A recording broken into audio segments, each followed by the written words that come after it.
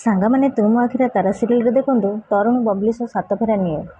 ତାପରେ ନନା କୁହନ୍ତି ଏବେ କନ୍ୟା ବେକରେ ମଙ୍ଗଳସୂତ୍ର ପକାଇ ଦିଅନ୍ତୁ। ଏକଥା ଶୁଣି ତରୁଣ ଆଶ୍ଚର୍ଯ୍ୟ ହୋଇଯାଏ ଆଉ ବବଲି ମଧ୍ୟ ବହୁତ ଆଶ୍ଚର୍ଯ୍ୟ ହୋଇଯାଏ। ତାପରେ ତରୁଣ ମଙ୍ଗଳସୂତ୍ର ନିଏ ପିନ୍ଧେଇବା ପାଇଁ ଆଉ ମଙ୍ଗଳସୂତ୍ର ପିନ୍ଧେଇବାକୁ ଯାଉଥିବା ବେଳେ ବବଲି କୁହେ ତରୁଣ ବାବୁ ଏ ତ ମିଛ ନାଟକ ନା। ତରୁଣ କୁହେ ହଁ ଏସବୁ ମିଛ ଆଉ ସବୁ ମିଛ, ତମେ ବ୍ୟସ୍ତ ହୁଅନି।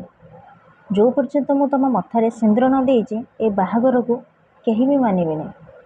ତାପରେ ତରୁଣ ମଙ୍ଗଳସୂତ୍ର ବବଲି ବେକରେ ପିନ୍ଧେଇ ଦିଏ। ନନା କୁହନ୍ତି ଏବେ କନ୍ୟା ମଥାରେ ସିନ୍ଦୁର ପିନ୍ଧାନ୍ତୁ। ଏକଥା ଶୁଣି ବବଲି ବହୁତ ଆଶ୍ଚର୍ଯ୍ୟ ଆଉ ଯାଉ ତରୁଣ ବି ବହୁତ ଆଶ୍ଚର୍ଯ୍ୟ ହୋଇଥାଏ।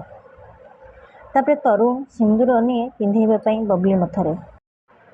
ତରୁଣ ହାତରେ ସିନ୍ଦୁର ଦେଖି ବବଲିର କିଛି ମନେ ପଡ଼େ।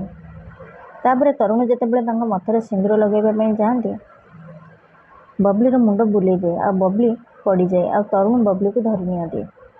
ଆଉ ଠିକ୍ ସେହି ସମୟରେ ତରୁଣ ହାତର ସିନ୍ଦୁର ପଡ଼ି ବବଲି ମଥାରେ ଲାଗିଯାଏ ଆଉ ନନା କୁହନ୍ତି ଏବେ ଆପଣଙ୍କ ବିବାହ ସମ୍ପୂର୍ଣ୍ଣ ହେଲା। ଏକଥା ଶୁଣି ତରୁଣ ନନାଙ୍କୁ ଚାହିଁଥାନ୍ତି ଆଉ ତାପରେ ତରୁଣ ଦେଖନ୍ତି ତ ବବଲି ମଥାରେ ସିନ୍ଦୁର ଲାଗିଥାଏ।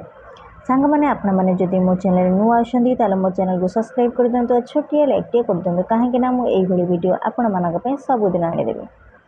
ଜୟ ଜଗନ୍ନାଥ।